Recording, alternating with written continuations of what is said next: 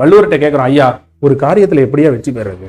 எப்பா ஒரு காரியத்துல எப்படி வெற்றி பெறதுன்னு உனக்கே தெரியும், நீ அதுல எப்படி வெற்றி பெறதுன்னு யோசி.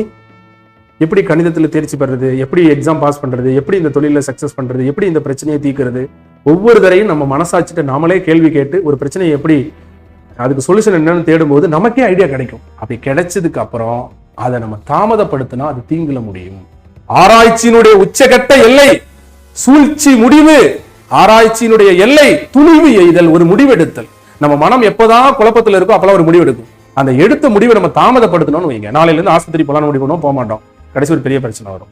நாளையில இருந்து இந்த பிரச்சனையை பேசலாம்னு நினைப்போம், முடிவு எடுத்திருப்போம், பேச மாட்டோம், கடைசி அதனால ஒரு பிரச்சனை வரும்.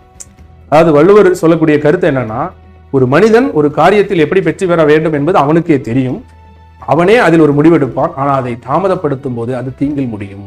ஒரு பிஎஸ்டி போலாம் நினைப்போம், லேட் பண்ணுவோம், ஒரு டைப்ரைட்டிங் போலாம் நினைப்போம், லேட் பண்ணுவோம், இந்த எக்ஸாம்ல சர்டிஃபிகேட் வந்திருக்காது. புரியுதா புரியலீங்களா? எந்த ஒரு டிசிஷனும் நல்ல டிசிஷன் கூட ராங் ஆயிடும் அது லேட்டா எடுக்கும்போது.